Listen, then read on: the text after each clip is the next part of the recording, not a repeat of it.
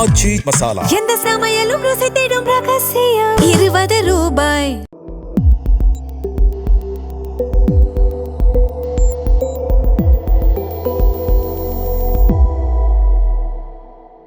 தமிழ் தடம் நேயர்களுக்கு வணக்கம். நம்மோடு உரையாட ஊடகவியலாளர் திரு கேப்ரியல் இணைந்திருக்காங்க. வாங்க பேசலாம். வணக்கம். வணக்கம்.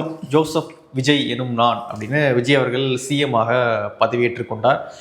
பதவியேற்றுக்கிட்ட பிறகு அதே மேடையில் ஒரு ஸ்பீச் ஒன்று கொடுக்குறாரு. கொஞ்சம் வித்தியாசமான ஸ்பீச் தான். முதல்ல அவர் சொல்கிறது என்ன அப்படின்னா, என்ன பிரச்சனை இந்த கவர்னன்ஸில் இருக்குது அப்படின்றது எனக்கு தெரியல, எங்கே எவ்வளோ இருக்குது அப்படின்றது நமக்கு தெரியல. முதல்ல வெள்ளை அறிக்கையை மக்கள்கிட்ட நான் வெளியிடுறேன், அப்போதான் மக்களுக்கு என்ன பிரச்சனை அப்படின்றது தெரியும். ஸோ அதனால் நான் முதல்ல வெள்ளை அறிக்கையை வெளியிட போகிறேன் அப்படின்றத சொல்கிறாரு. அதன் பிறகு கடன் சுமையை பற்றி பேசுகிறார். 10 லட்சம் கோடி கடன் இருக்குது, அதனால் நான் சொன்னதை எல்லாம் உடனே செய்யுங்க அப்படின்னு சொல்லாதீங்க, நான் கண்டிப்பாக செஞ்சு கொடுக்குறேன் அப்படின்றத சொல்கிறாரு. ஸோ எலெக்ஷனுக்கு முன்னாடி எல்லாத்தையும் சொல்லியிருக்காங்க, வந்தது பிறகு ரியாலிட்டிக்குள்ளே வராங்களோ? ஸோ எப்படி பார்க்குறீங்க அந்த ஸ்பீச் பார்க்கும்பொழுது? விஜய் அவர்கள் சிஎம்மா பொறுப்பேற்கிறாரு. அதுக்கப்புறம் ஒரு ஸ்பீச்சும் கொடுக்குறாரு. அந்த ஸ்பீச்சை பார்த்தோம்னா ரொம்ப டிஃப்ரெண்ட்டாக இருக்குது. ஏன்னா இதுக்கு முன்னாடி நம்மளும் நிறையா முதல்வர்கள் பதவி இருக்கிறத பார்த்துருக்கோம். அதுக்கப்புறம் அவங்க கொடுக்குற ஸ்பீச்சும் நம்ம பார்த்துருக்கோம். ஸ்டாலின் அவர்கள் ரொம்ப சிம்பிளான ஒரு செட்டப்பில் தான் அவர் பதவி இருக்கிறார். ராஜ்பவனில் கோவிட் டைம்னால அந்த மாதிரி நடக்குது. ஜெயலலிதா அவர்கள் பார்த்தோம்னாலும் பதவி ஏற்றதுக்கு அப்புறம் கொடுக்குற ஸ்பீச் வந்து ரொம்ப சிம்பிளான ஸ்பீச்சாக தான் இருக்கும். ரொம்ப பெருசாக இந்த மாதிரியான விஷயங்கள் ரொம்ப ப்ரொஃபஷனலான ஒரு ஸ்பீச்சாக தான் இருக்கும்.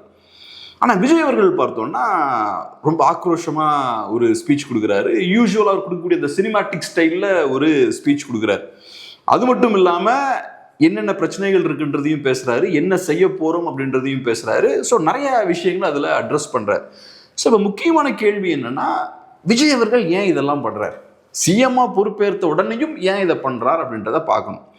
ஆக்சுவலாக நீங்கள் அவரோட ஸ்பீச்சை கவனிச்சிங்கன்னா அதில் சீரியஸான அரசியல் இருக்குது. அங்கேயே ஒரு திமுக எதிர்ப்பு ஆரம்பிச்சிட்டார்.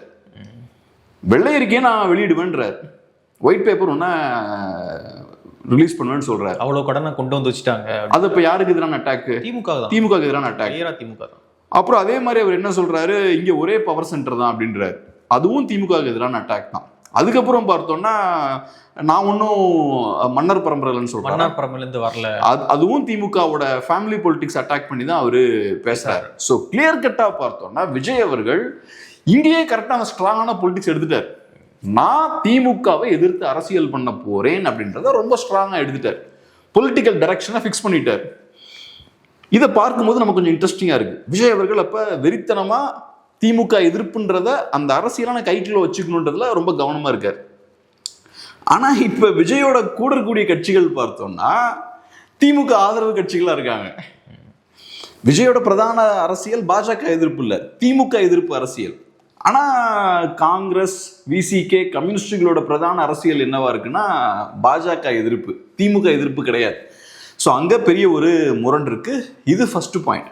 ரெண்டாவது, விஜய் என்ன பண்றாரு, ஃபர்ஸ்ட் நல்ல ஆக்ரோஷமா பேசுறாரு. பேசி முடிச்சுட்டு இந்த மாதிரி கொஞ்சம் எங்களுக்கு அவகாசம் கொடுக்கணும் நீங்க, ஏன்னா பெரிய கடன் சுமை இருக்கு, 10 லட்சம் கோடிக்கு மேல நம்ம கடன் வச்சிருக்கோம் அப்படின்ற விஷயங்கள் பத்தி அவரு பேசுறாரு. அதுக்கு மு.க. ஸ்டாலின் அவர்கள் பார்த்தோம்னா அவர் ஒரு பதிலடி கொடுக்குறாரு. ஒரு ட்வீட் அவரு போடுறாரு, அதெல்லாம் மனசு இருந்தா பண்ணலாம், நிதிநிலையெல்லாம் ரொம்ப கரெக்டா தான் இருக்கு அப்படின்ற மாதிரி அவரு ஒரு பதிலடி கொடுக்குறாரு. இப்ப இந்த 10 லட்சம் கோடி ரூபாய் கடன் இருக்குல்ல, இது ஒன்றும் புதுசு கிடையாது தமிழ்நாட்டில்.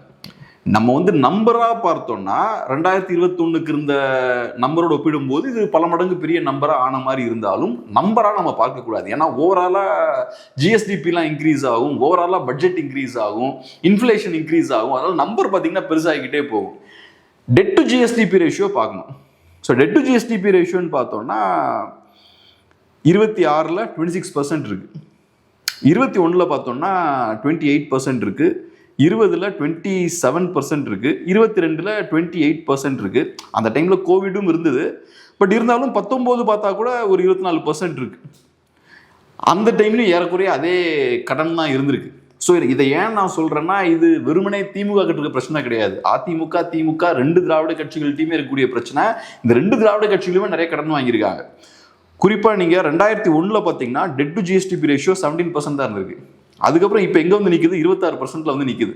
ஸோ அந்த காலகட்டத்தில் ஏறக்குறைய 17, 18 இந்த மாதிரி ரேஞ்சிலலாம் ஃபிக்ஸ் ஆகி அப்படி ஃப்ளக்சுவேட் ஆகிட்டு இருந்திருக்கு. அப்புறம் இப்போ ரொம்ப அதிகமாகிருக்கு. அது காரணம் வேற நிறைய சிக்கல்கள்லாம் இருக்குது. அதையும் தாண்டி இவங்க நிறைய இலவசங்கள் கொடுக்குறாங்க. ஸோ அதை நம்ம ஸ்ட்ராங்காக அப்போஸ் பண்ணுறோம். இப்போ நீங்கள் கடன் சுமை இருக்குன்றதுக்கு நீங்கள் வருத்தப்படுறீங்கன்னா இலவசங்களுக்கு எதிராகவும் நீங்கள் பேசணும். முதல் கையெழுத்தே 200 யூனிட். ஆமாம், நீங்கள் கடன் சுமை அதிகமாக இருக்குன்னு சொல்கிறீங்க, இன்னொரு சைடில் திராவிட கட்சிகளை விட அதிகமாக நான் இலவசங்கள் கொடுப்பேன்னு சொல்கிறீங்க. அப்புறம் வந்த உடனே இப்போ என்ன பண்ணிருக்கீங்க, 200 யூனிட்ஸ் வந்து ஃப்ரீ. 500 யூனிட்ஸுக்கு கம்மியாக யூஸ் பண்ணுறவங்களுக்கு 200 யூனிட்ஸ் ஃப்ரீ, அதுக்கு மேலே யூஸ் பண்ணுறவங்களுக்கு 100 யூனிட்ஸ் ஃப்ரீ அப்படின்ற மாதிரி நீங்கள் அனௌன்ஸ் பண்ணிருக்கீங்க. ஸோ அதனால் உங்களுக்கு இந்த சிக்கல் கண்டிப்பாக இருக்க தான் போகுது. பட் விஜய் இதில் நம்ம ஒரு விஷயத்தை பாராட்டலாம், கொஞ்சம் ஓப்பனாக பேசுகிறார். அவர் பாட்டுக்கு நினச்சிருந்தா அதிரடியாக அடிச்சோம் பிடிச்சோன்னு பேசிட்டு நாங்கள் எல்லாத்தையும் சரி பண்ணிடுவோம், ஒரு பிரச்சனை இல்லை, எங்கள் ஆட்சி அப்படி இருக்கும் இப்படின்னு சொல்லிட்டு போயிருக்கலாம். அப்படி இல்லாமல் ஒரு செகண்ட் லைட்டாக பிரேக் எடுக்கிறாரு. பிரேக் எடுத்து கடன் நிறையா இருக்குது, கொஞ்சம் அவகாசம் கொடுங்க, நிறையா பிரச்சனைகள் உள்ளே இருக்குது, அதெல்லாம் பார்த்து தான் நாங்கள் செய்ய முடியும்னு ஒரு விஷயத்த சொல்கிறார். ஒரு வகையில் பார்த்தா அது ஹானஸ்டாக சொல்கிறார், பயங்கர வீர பேச்செல்லாம் பேசாமல். ஆனால் இன்னொரு ஆங்கிள் இருந்து பார்த்தா கொஞ்சம் பலவீனத்தையும் காட்டுது. இப்போ ஜெயலலிதா அம்மையார் மாதிரியான ஒரு லீடர் சொல்ல மாட்டாங்கல்ல, அவங்க வீக்னஸை வெளிப்படுத்த மாட்டாங்க. ஸோ விஜய் அவர்களும் ட்ரெடிஷ்னலாக பார்த்தோன்னா வீக்னஸை பெருசாக வெளிப்படுத்த மாட்டார். மன்னிப்பு கேட்கறது, இறங்கி வர்றது, அதெல்லாம் அவர் பண்ணவே மாட்டார். ஆனால் இந்த இடத்துல கொஞ்சம் அவரோட வீக்னஸை வெளிப்படுத்துறாரு. எனக்கு கொஞ்சம் சந்தேகங்கள் இருக்கு, உள்ளுக்குள்ள கொஞ்சம் டவுட்ஸ் இருக்கு அப்படின்ற விஷயம் பார்த்தோம்னா வெளியே வருது. ஏன்னா இந்த பேச்சு எப்போ வரும்னா எனக்கு கொஞ்சம் கான்ஃபிடென்ஸ் கம்மியாக தான் இந்த பேச்சு வரும். ஸோ அதை இந்த விஷயம் காட்டுது. இல்லை வந்துட்டார், புதுசாக வந்துட்டார் அப்படின்பொழுது மக்களுடைய எதிர்பார்ப்பு பயங்கர ஹையாக இருக்குமா, அவ்வளோ இருக்க வேண்டாம் அப்படின்றத முன்னாடியே அவர் ஃபிக்ஸ் பண்ணுறாரு. நீங்கள் அவ்வளோ இருக்க வேண்டாம், எனக்கு தெரிஞ்சு இப்போ சொல்லியிருக்க வேண்டாம். இங்கே நீங்கள் ஃபுல் கான்ஃபிடன்ஸில் பேசலாம். இன்னைக்கு தானே ஃபர்ஸ்ட் டேவாக நீங்கள் பதவி இருக்கிறீங்க, இப்போ தான் நீங்கள் உள்ளே வரீங்க, நீங்கள் எடுத்தோன்னு இதை சொல்ல வேண்டாம். அதுக்கப்புறம் ஒரு 10 நாள் ஆகும், எதிர்கட்சிகள் உங்கள்கிட்ட கேள்வி கேட்பாங்க, ஒரு 2 மாதம் கழிச்சு எதிர்கட்சிகள் கேட்பாங்க இதை சொன்னீங்க அதை சொன்னீங்கன்னு. அப்போ மெதுவாக ஆமாம் சொன்னோம், ஆனால் நீங்கள் சிச்சுவேஷன் எவ்வளோ மோசமாக வச்சுருக்கீங்களே, உங்களால தான் அதான் நடந்துன்னு அப்புறம் பேசிக்கலாம்ல. எதுக்கு ஃபர்ஸ்ட் டேவே நீங்கள் இதை சொல்லணும்? எனக்கு இன்னும் ஃபர்ஸ்ட் டே இதை சொல்லியிருக்க வேண்டாம் அப்படின்ற மாதிரி தோணுச்சு. பட் ஓகே, பாசிட்டிவ் சைடை பார்ப்போமே, கொஞ்சம் ஓப்பனாக இருக்கணும்னு அவர் நினைக்கிறாருன்னு பார்க்கலாம். ஸோ அதான் நான் பார்க்குற விஷயம் இதுதான். ஒன்று, டிஎம்கே எதிர்ப்பை ஸ்ட்ராங்காக கையில் எடுக்கிறார். டே ஒன்லேயே அவர் அரசியல் பண்ண ஆரம்பிச்சிட்டாரு. பிஜேபி பற்றிலாம் ஒன்றும் பேசல, பிஜேபிலாம் பேசல. அவரோட பொலிட்டிக்ஸில் ரொம்ப ஸ்ட்ராங்காக இருக்கார். எனக்கும் பிஜேபிக்கும் சம்மந்தம் கிடையாது, பிஜேபியோட நான் டிஸ்டன்ஸ் மெயின்டைன் பண்ணிட்டு தான் இருப்பேன், அதான் என் அரசியல். ஆனால் என் எதிரி வந்து டிஎம்கே தான். நான் பிஜேபி எதிரின்னு சொன்னாலும் டெய்லி சண்டை போட்டு இருக்க மாட்டேன் பிஜேபியோட. ஆனால் டெய்லி சண்டை போடுறது திமுகவோட தான். திமுகவுக்கும் எங்களுக்கும் தான் சண்டை. நாங்கள் திமுக எதிர்ப்பு கட்சி அப்படின்றத எஸ்டாப்ளிஷ் பண்ணிட்டாங்க. ஸோ கிளியர் கட்டாக அதிமுகவோட ஸ்பேஸை காலி பண்ணிட்டு இருக்காங்க. இப்படி இவர் ஸ்ட்ராங் அரசியல் பண்ண ஆரம்பிச்சிட்டாருன்னா அதிமுகவுக்கு வேலையே இருக்காது. ரெண்டாவது, கடைசியா இன்னொரு பாயிண்ட் என்னன்னா, ஒரு விஷயம் அவர் சொல்றாரு, ஜெயிச்சிட்டோம் அப்படின்றதுக்காக ஆடி பார்க்கலாம் நினைக்காதீங்க. அவங்க எம்எல்ஏ கிட்ட சொல்றாரு. அது யாரோட ஸ்டைல்? அது யாரா இருக்க முயற்சி பண்றாரு? ஜெயலலிதா அவர்கள் பாணியில எனக்கு பண்ற மாதிரி தெரிஞ்சது. ஸோ கிளியர் கட்டா உள்ள கூட சொல்லியிருக்கலாம், இன்டோர்ல சொல்லியிருக்கலாம். ஆமா, அவரு வெளியில சொல்றது எல்லாமே ஒரு நரேட்டிவ் தான் நீங்க பில்ட் பண்ணிட்டு இருக்கீங்க. நான் ஒரு ஜெயலலிதா அம்மையார் மாதிரி ஒரு ஸ்ட்ராங்கான லீடர், சிங்கிள் பவர் சென்டர் தான். அது போக வாலாட்டெல்லாம் நினைக்காதீங்க, ஆட்டம்லாம் போடலாம் நினைக்காதீங்க, தொலைச்சு விடுவோம் அப்படின்றதையும் அவரு சொல்றாரு. ஸோ அவர் ஒரு தன்னை வந்து ஒரு பெரிய ஒரு ஸ்ட்ராங்கான லீடரா, இது எல்லாமே ஏடிஎம்கேர்களுக்கு அப்பீல் ஆகும். ஸோ இந்த விஷயங்கள் எல்லாமே பார்த்தோம்னா ஏடிஎம்கே காரங்களுக்கு நல்லா அப்பீல் ஆகும். ஏன்னா இப்ப விஜய் பேசக்கூடிய அரசியல் திமுக எதிர்ப்பு அரசியல், அதுபோக விஜய் பெரிய ஒரு ஸ்டாரும் கூட, அதுவும் அதிமுக காரங்களுக்கு பிடிக்கும். மூணாவது பார்த்தோம்னா அதிமுகவில் எப்பவுமே இந்த ஸ்ட்ராங் லீடர்ஸ் இருந்திருக்காங்க. ஒரு லீடரை சுற்றி தான் பார்ட்டியே சுழலும். அந்த மாதிரியான ஒரு லீடரை தன்னை ப்ரொஜெக்ட் பண்ணிக்கிறார். என்னை மீறி ஒன்றும் நடக்காது. ஜெயலலிதா அம்மையாரோட ஸ்ட்ரென்த்தே அதுதானே. ஒரு எம்எல்ஏ வாலாட்டினா அதுக்கு அடுத்த நாள் இருக்க மாட்டார்.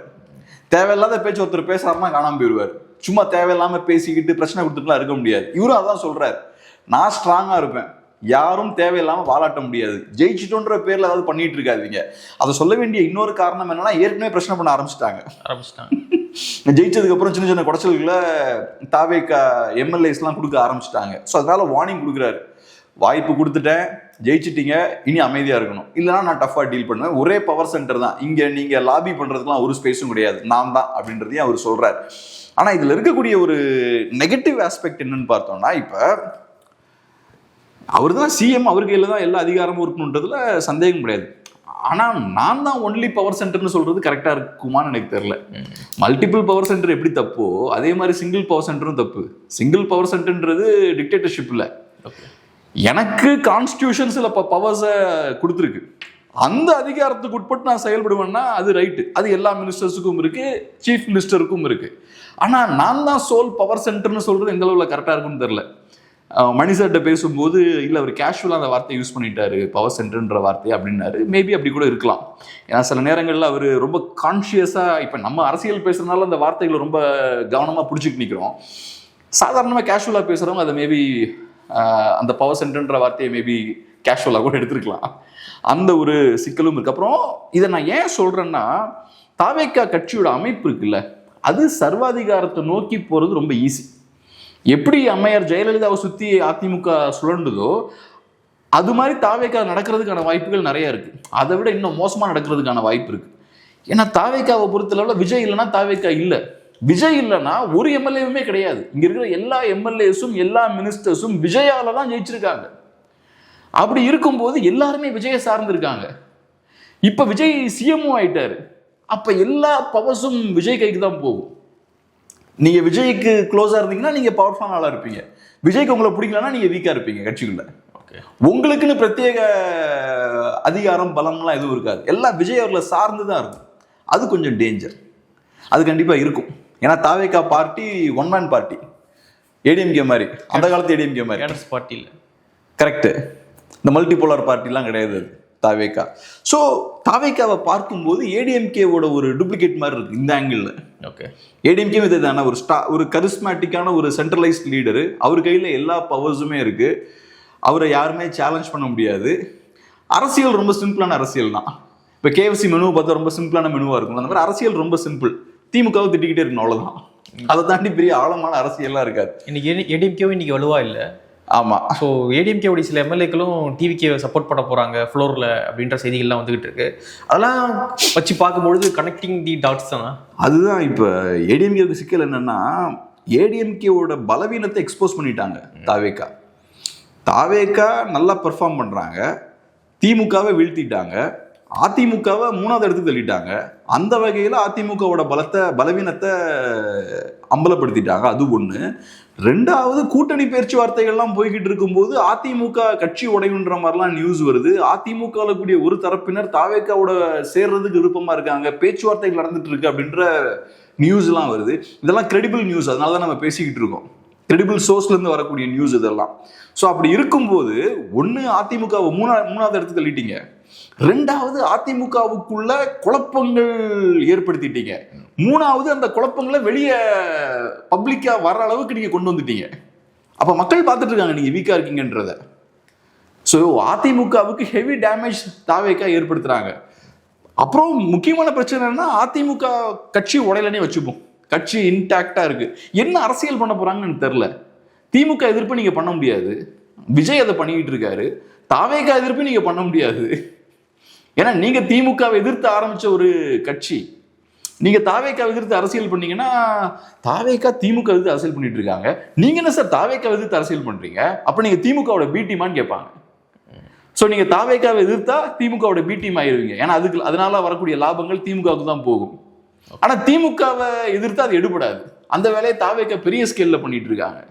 விஜய் மாதிரியான ஒரு ஸ்டார் பண்ணிட்டு இருக்க, இப்ப சிஎம்.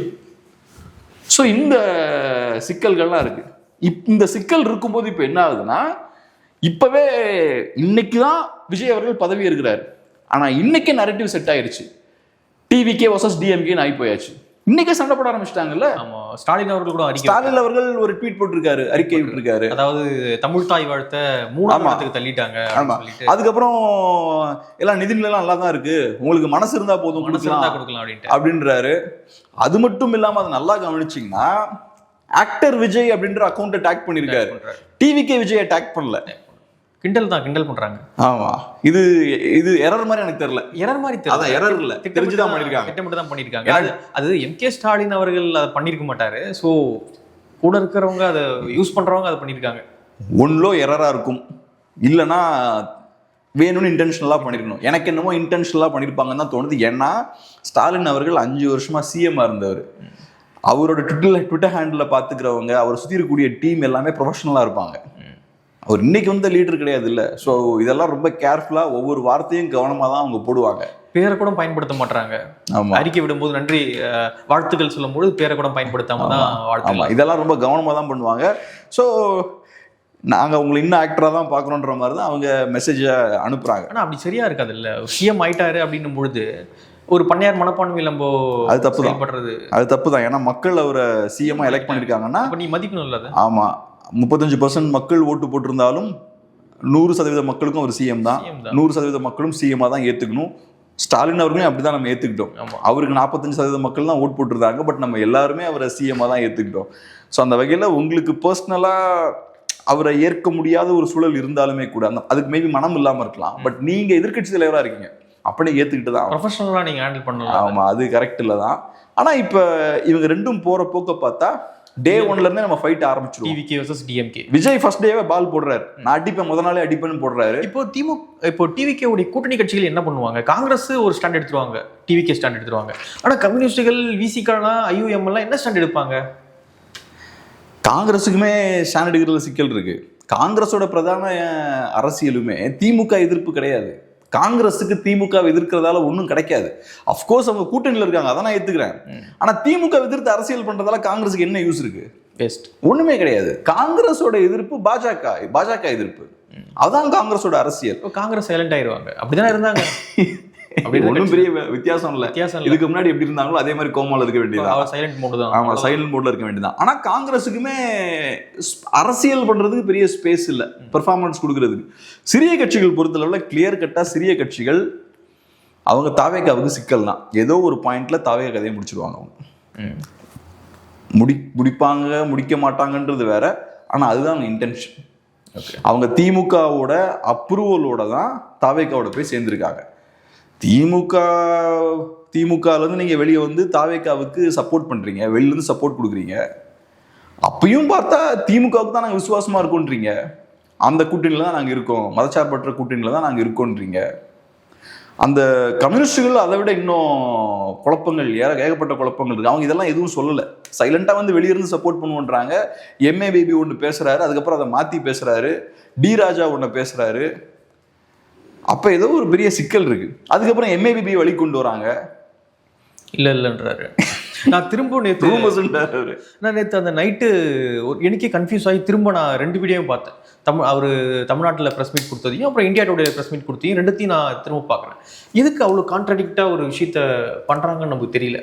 சிம்பிள், திமுகலேருந்து நிறைய ப்ரெஷர். வேற என்ன? இப்போ ஃபர்ஸ்ட் ஒரு விஷயத்த சொல்கிறாரு, அதிமுக தலைமையில் ஒரு ஆட்சி அமைக்கணும், திமுக பேக்ரவுண்ட்லேருந்து அதை ஆதரிக்கணும், அதுக்கு எங்க ஆதரவு கேட்குறாங்க, எங்களுக்கு அதில் விருப்பம் இல்லைன்னு சொல்றாரு. ஸ்டாலின் சொன்னாருன்றாரு. எம்கே ஸ்டாலின் பேரை கொண்டு வர, திமுக பேரையும் கொண்டு வர்றாரு. ஸோ அப்போ அதை சொன்னதால யாருக்கு பாதிப்பு ஏற்படுது? திமுகவுக்கு பாதிப்பு ஏற்படுது. அப்புறம் என்ன பண்றாரு? டேமேஜ் கண்ட்ரோலுக்கு போறாரு. திமுகவுக்கு பாதிப்பு ஏற்படக்கூடாது. உடனே டக்குன்னு இல்லை அதெல்லாம் ரூமர்ஸ் தான் அப்படின்னு சொல்லி அதே கதை திரும்ப சொல்றாரு. திமுகவும் எம்கே ஸ்டாலின் பேரை யூஸ் பண்ணல, ரூமர்னு சொல்லிட்டார் முதல்ல. ஆமா, ஆனா ஸ்டோரி என்னமோ அதே தான் இருக்கு. ஆமா, ஸ்டோரி அதே ஸ்டோரியை திருப்பி சொல்றாரு. இதெல்லாம் ஆச்சரியமான விஷயம் என்னன்னா, ஒரு காலத்துல கம்யூனிஸ்ட் பார்ட்டிஸோட ஜெனரல் செக்ரட்டரி போஸ்ட்ன்றது பெரிய முக்கியத்துவம் வாய்ந்த பதவி. அவங்களாம் ரொம்ப ஷார்ப்பா இருப்பாங்க. அவங்க ஒரு கட்டுரை எழுதுறாங்கன்னா அதை டீப்பாக எல்லாம் அனலைஸ் பண்ணுவாங்க. இந்த வார்த்தையை தோழர் யூஸ் பண்ணுறாருன்னா அதுக்கு வேற உள்ளார்ந்த அர்த்தங்கள்லாம் இருக்கும் அப்படின்ற மாதிரி போட்டு அலசி எடுத்து ஆராய்வாங்க. பிரகாஷ் காரத்லாம் அந்த காலத்து பிரகாஷ் கார் ஜெனரல் செக்ரட்டரி இருக்கும்போது நான் காலேஜ்லாம் படிக்கிற டைம் அப்போ இருந்தே நான் வாட்ச் பண்ணியிருக்கேன். அவரோட கட்டுரைகள்லாம் புக்காலாம் வந்திருக்கு, அதெல்லாம் நான் வாங்கியிருக்கேன்.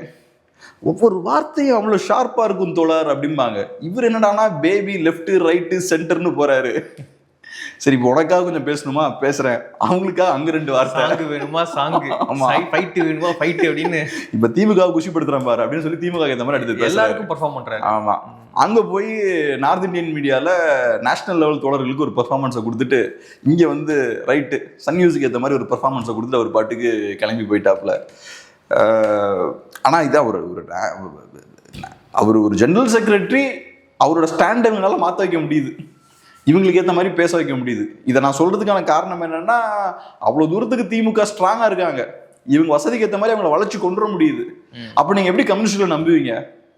கம்யூனிஸ்டுகள் திமுகவை சங்கடப்படுத்திடக்கூடாதுன்றதுல ரொம்ப கவனமா இருக்காங்க. விசிகேவும் அப்படிதான் இருக்காங்க. இப்ப விசிகேவை பொறுத்தளவுல நம்ம பார்த்துருக்கோம், டஃபா நெகோஷியேட் பண்ணக்கூடிய ஒரு பார்ட்டி, ஈஸியா எதையும் விட்டுற மாட்டாங்க. டஃபா நெகோஷியேட் பண்ணி அதிகாரத்தை வாங்கக்கூடிய ஸ்ட்ரென்த் விசிகேவுக்கு உண்டு. அப்படி இருக்கும்போது வெளியிலேருந்து ஆதரிக்கிறோம், பவர் ஷேரிங்லாம் எங்களுக்கு தேவையில்லை. இதுக்கு முன்னாடி பவர் ஷேரிங் தான் நம்மளோட முக்கியமான கோரிக்கையாக இருந்தது. இப்போ இல்லை, பவர் ஷேரிங்லாம் வேண்டாம், நாங்கள் வெளியிருந்து ஆதரிக்கிறோம், நாங்கள் இன்னும் திமுக கூட்டணியில் தான் இருக்கோம். எந்த லாபமும் இல்லாமல் நீங்கள் டிவிகேவை சப்போர்ட் பண்ணுறீங்கன்னா இதெல்லாம் எனக்கு புரிஞ்சிக்கவே முடியல. குடியரசுத் தலைவர் ஆட்சி வந்துடக்கூடாது அப்படின்ற அது ரைட்டு. ஆனாலும் இதில் விசிகே ஒன்றுமே இல்லையே. ஆனால் நேற்று திருமாவர்கள் பேசும்பொழுதே ரொம்ப கான்ட்ராக்டில் தான் அவரும் பேசுகிறாரு. ஆர்எஸ்எஸ் உடைய குழந்தை நீங்க சொன்னீங்க டிவிகேவை, இப்போ அந்த ஸ்டாண்ட்ல இருக்கீங்களா அப்படியே அப்படின்னு கேட்கும்பொழுது ஸ்டாண்ட்லாம் எதுவும் மாறல, அப்படியே தான் இருக்குதுன்றாரு. அப்புறம் ஏன் நீங்க ஆதரிக்கிறீங்க? குடியரசுத் தலைவர் ஆட்சி வந்துடக்கூடாது, அது பிஜேபி ஆட்சியா மாறிடும். சிம்பிள்ங்க. இப்ப குடியரசுத் தலைவர் ஆட்சி வந்துடக்கூடாது, பாஜக உள்ள நுழைஞ்சிடக்கூடாது, ரைட்டு. அப்ப ஏன் இடதுசாரிகள் வண்டியில ஏறின உடனே நீங்க ஏறல? ஃபர்ஸ்டா தானே சொன்னீங்க, இடதுசாரிகள் என்ன முடிவு எடுக்கிறாங்களோ அந்த வழியில நாங்களும் போவோம்னு சொன்னீங்க. இடதுசாரிகள் ஸ்டாண்ட் எடுத்துட்டாங்க, நீங்க ஏன் உடனே ஸ்டாண்ட் எடுக்கல? உங்களுக்கு எதுக்கு எக்ஸ்ட்ரா டைம் தேவைப்படுது? இந்த மாதிரியான சென்சிட்டிவான டைம்ல நீங்க எக்ஸ்ட்ரா டைம் எடுத்து இழுத்துக்கிட்டு போறீங்கன்னா அது காரணம் என்ன? ஏதோ நெகோஷியேட் பண்றீங்க, நெகோஷியேட் பண்றதால தான் டைம் ஆகுது. அப்புறம் அதிமுக மூவ் பண்ண ஆரம்பிக்கிறாங்க, அதிமுக சைட்ல மூவ்மெண்ட் நடக்குது, நம்ம அங்க விஜயை ரீச் பண்ணலான்ற சில நகர்வுகள் நடக்குது, உடனே ஓடி போய் அடுத்தது லெட்டர் கொடுக்குறீங்க.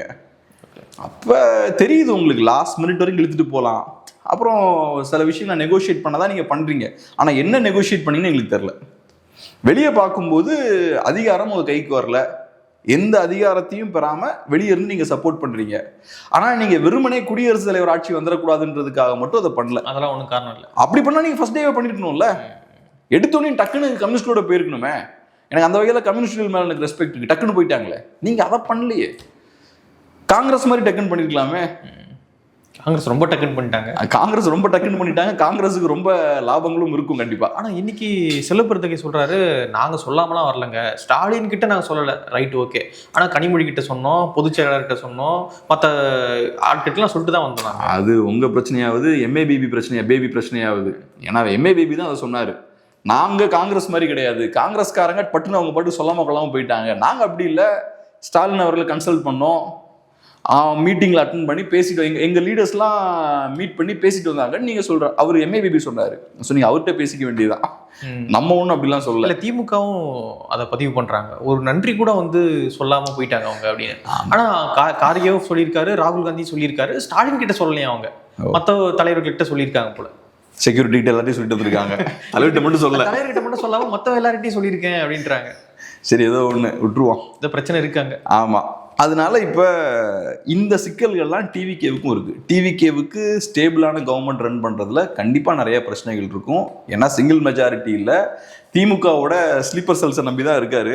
அது இப்போ ஏடிஎம்கே தான் ஃப்ளோரை நாங்க ஆதரிக்க போறோம் அப்படின்ற விஷயங்கள்லாம் சொல்லிட்டு இருக்கு. ஏடிஎம்கேவோட ஆதரவை வாங்குறதுல டிவிகேக்கு நிறைய சிக்கல் இருக்குங்க. டிவிகேவை பொறுத்தளவுல பிஜேபி கிட்ட ஒரு டிஸ்டன்ஸ் மெயின்டைன் பண்றாங்க. பிஜேபியோட நாங்க சேர்ந்து இல்லை அப்படின்ற அந்த இமேஜை ரொம்ப கான்சியஸா மெயின்டைன் பண்றாங்க. என்டிஏல இருந்து வெளியேறிட வேண்டியதுதான். என்டிஏல இருந்து வெளியேறினாலுமே இன்னைக்கும் அதிமுகவுக்கு மைனாரிட்டி ஓட்ஸ் வரமாட்டேங்குது. ஏன் வரல? 24லயும் வரலையே. 24ல பாஜகவோட அதிமுக இல்லைன்னா ஏன் வரல? ஏன்னா அதிமுகவை நம்பல. திமுக அந்த அளவுக்கு ஸ்ட்ராங்கான ஒரு நரேட்டிவை செட் பண்ணிட்டாங்க. அது ஒரு முக்கியமான காரணம். ஸோ விஜய் அதில் எனக்கு தெரிஞ்ச அந்த கூட்டணி பேச்சுவார்த்தைகள்லாம் போயிட்டு இருந்ததுல, அந்த டைம்ல ஒரு ஸ்ட்ராங்கான ஒரு முடிவு எடுத்துட்டாங்க டிவிகே சைடில். ஸ்டார்டிங்லேயே காங்கிரஸ் தூக்கி டக்குன்னு உள்ள போட்டாங்கல்ல, காங்கிரஸை எடுத்தோடனே உள்ள தூக்கி போட்டாங்க. அது காட்டக்கூடிய விஷயமே என்னன்னா அதிமுக வேண்டான்ற இடத்துக்கு போயிட்டாங்க. நிறைய பேர் சொன்னாங்க அது தப்பு பண்ணிட்டாங்க, காங்கிரஸை உடனே அவசரப்பட்டு உள்ள கொண்டு வந்துடக்கூடாது, அதிமுகவோட பேச்சுவார்த்தை நடத்தி வேற வழி இல்லைன்னா அது வந்திருக்கலாம், ஆனால் ஃபர்ஸ்டே அவசரப்பட்டு கொண்டு வந்துட்டாருன்னு சொன்னாங்க. அது நான் அப்படி பார்க்கல, அது கரெக்டான ஸ்டாண்டு. காங்கிரஸை டக்குன்னு ஃபர்ஸ்ட் எடுத்துனே உள்ள கொண்டு வந்தாங்க. அது உங்களுக்கு எனக்கும் பிஜேபிக்கும் டிஸ்டன்ஸ் இருக்கு அப்படின்றத எஸ்டாப்ளிஷ் பண்ணும். திமுக காங்கிரஸ் யூஸ் பண்ணி அதானே பண்ணாங்க, அதே அரசியலை அவரு பண்ணலாம். ரெண்டாவது, அதிமுகவோட நீங்க அலையன்ஸ் வச்சீங்கன்னா உங்களோட மாற்று அரசியலுக்கான அந்த இமேஜ் உடஞ்சு போயிடும். காங்கிரஸ் கூட வச்சாலும் உடையும் தான், ஆனா காங்கிரஸ் ஒரு சின்ன ஃபோர்ஸ், காங்கிரஸை வச்சு உங்களை கனெக்ட் பண்ண மாட்டாங்க. ஆனா அதிமுகன்றது பெரிய ஒரு கட்சி, அப்புறம் அவங்க நிறைய டிமாண்ட் பண்ணுவாங்க. ஓகே, இப்ப எல்லாம் கட்சி உடைக்கிறது ரெடி ஆகிட்டு இருக்காங்க அதிமுகல. இவங்க எல்லாம் கட்சியை உடைச்சுக்கிட்டு தாவேக்கால வந்து சேர்ந்தாங்கன்னா சும்மா வந்து சேருவாங்க? சேரல, வெளியிருந்து வெளிலிருந்து ஆதரிக்கிறாங்கன்னு வச்சுப்போம். கட்சியை மீறி, கட்சி தலைமையை மீறி வெளியே வந்து வெளில ஆதரிக்கிறாங்கன்னு வச்சுப்போம். சும்மா அந்த ஆதரவு கொடுக்க மாட்டாங்கல்ல, நிறைய பெருசா எதிர்பார்ப்பாங்கல்ல. சொல்லுவாங்கல்ல, உங்களுக்காக கட்சியெல்லாம் காலி பண்ணிட்டு வந்திருக்கோம், பார்த்து பண்ணுங்கம்பாங்கல்ல. ஓகே, அந்த சிக்கல்லாம் இருக்கு. ஸோ அதிமுக அகாமடேட் பண்றதுலையும் சிக்கல் இருக்கு. அதிமுக உள்ள சேர்த்தா டிவிகேவோட இமேஜ் டேமேஜ் ஆகும். அது போக டிவிகேவோட அந்த ஒரு செக்குலர் இமேஜ் மெயின்டைன் பண்ண ட்ரை பண்றாங்க பாருங்க. நாங்க பாஜகவுக்கு எதிரானவங்க தான்ற ஒரு இமேஜ் மெயின்டைன் பண்றாங்க பாருங்க, அதுவும் அடி வாங்குவோம். இன்ஃபேக்ட் இது ரொம்ப அவசியமான விஷயம். அங்கதான் அதிமுக ஆக்சுவலா தோத்துது. அதிமுகவும் திமுகவும் ஏறக்குறைய ஒண்ணுதான். திமுக எதிர்த்து அரசியல் பண்ணுவாங்க, திமுக அதிமுக எதிர்த்து அரசியல் பண்ணுறது. அப்புறம் சென்ட்ரல் கவர்மெண்ட், அப்புறம் சென்ட்ரல் இருக்கக்கூடிய பெரிய பார்ட்டிஸ் எதிர்த்து திமுக அரசியல் பண்ணுவாங்க. எங்க பிரச்சனை வந்ததுன்னா, எப்ப அதிமுக பிஜேபியோட க்ளோஸ் ஆச்சோ அங்க இருந்தா பிரச்சனை கிரியேட் ஆகுது. அவங்க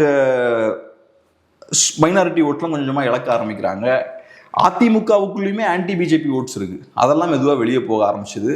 அதை விஜய் விடக்கூடாதுன்னு பார்க்குறாரு. அதாவது பிஜேபி உள்ள என்டர் ஆகிறதுக்கு முன்னாடி ஒரு அதிமுக இருந்தது இல்லை, அந்த ஸ்டைலில் இருக்கணும் அப்படின்னு பார்க்குறாரு விஜய். ஓகே, ஸோ பிஜேபியோட நெருங்காத ஆன்டி டிஎம்கே பார்ட்டி. அதிமுக பிஜேபியோட க்ளோஸாக இருக்கக்கூடிய ஆன்டி டிஎம்கே பார்ட்டி. ஒரு காலத்தில் அதிமுகவும் அப்படி தான் இருந்தது, பிஜேபியை கண்ட்ரோலில் வச்சுருந்த ஆன்டி டிஎம்கே பார்ட்டியாக இருந்தது. அந்த மாதிரியான ஒரு பார்ட்டியாக டிவிக்கு இருக்கணும்னு பார்க்குறாங்க. ஓகே, பெங்களூரில் மோடி அவர்கள் பேசின ஒரு ஸ்பீச்சு, 25 ஆண்டுகள் வந்து காங்கிரஸ் திமுகவோடு பயணிச்சுது, இன்னைக்கு காங்கிரஸ் வந்து திமுக முதுகுல குத்திட்டு வெளியே வந்திருக்காங்க, இக்கட்டான சூழல்லாம் திமுக மற்றும் அந்த கூட்டணி கட்சிகள் காங்கிரஸை தூக்கி பிடிச்சாங்க, இன்னைக்கு காங்கிரஸ் தூக்கி முதுகுல குத்திருக்காங்க அவங்கள தூக்கி போட்டு அப்படின்ற விஷயத்த மோடி அவர்கள் பேசியிருக்காங்க. ஸோ எதற்கான சிக்னல் இது? பிஜேபிக்கு எதிரி காங்கிரஸ் தான். காங்கிரஸுக்கு 5 சீட் இருந்தாலும் சரி, தமிழ்நாட்டில் காங்கிரஸுக்கு சீட்டே இல்லைனாலும் சரி, பிஜேபிக்கு எதிரி காங்கிரஸ் தான்.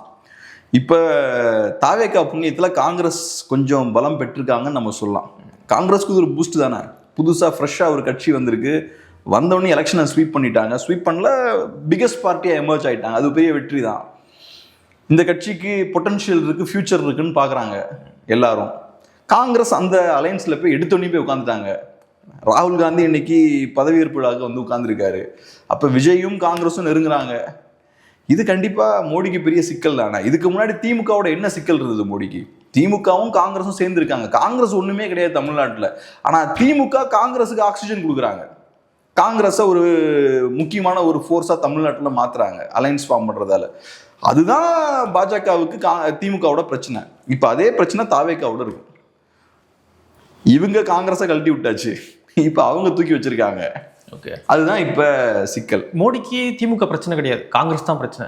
கண்டிப்பா காங்கிரஸ் எங்க இருக்கோ அந்த கூட்டணி பிரச்சனை. இனிமேட் ஃபியூச்சர்ல மோடிக்கு திமுக ஒரு அட்வான்டேஜா கூட இருக்கலாம். 29ல மம்தா பானர்ஜி, MK ஸ்டாலின், அரவிந்த் கெஜ்ரிவால், தேஜஸ்வி யாதவ் இவங்கெல்லாம் சேர்ந்து ஒரு 3வது அணி ஆரம்பிச்சாங்கன்னா அட்வான்டேஜ் சூப்பர் தான், மோடிக்கு தான். நீங்க ஒரு பக்கத்துல உடைங்க, அவங்க ஒரு பக்கத்துல உடைப்பாங்க, நான் ஜெயிச்சுட்டு போயிடுறேன் அப்படின்னு பார்ப்பாங்க. ஸோ அதனால ஸ்டாலின் அவர்களோட சேர்ந்து ஒர்க் பண்றதுக்கு மோடிக்கு நிறைய ஸ்பேஸ் இருக்கு ஃபியூச்சர்ல. அந்த வகையில காங்கிரஸை பலவீனப்படுத்தணும், அதுக்கு டெஃபினட்டா டிவிக்கு மேலே அழுத்தப்படுவாங்க. ஓகே, இப்போ அவங்களுக்கு எதிரி நண்பன் மாதிரி நம்ம 2 பேருக்குமே இப்போ அவங்க தான் எதிரி. உங்களை முதுகுல குத்திருக்காங்க, எங்க கூட சண்டை போட்டுட்டு இருக்காங்க, நம்ம 2 பேரும் சேர்ந்துரும் அப்படின்றாங்க. ஸ்டாலின் அவர்களுக்கு சிக்கல் என்னன்னா, ஓப்பனா நன்றிலாம் சொல்ல முடியாது. ஆல்ரெடி ஒரு பேச்சுவார்த்தை போயிட்டு இருந்ததுன்ற இது வந்துச்சு இல்லையா, திமுக அண்ணா திமுக அரசாங்கம் திமுக ஆதரவு தெரிவிக்கிறது அப்படின்ற ஒரு பேச்சுவார்த்தை.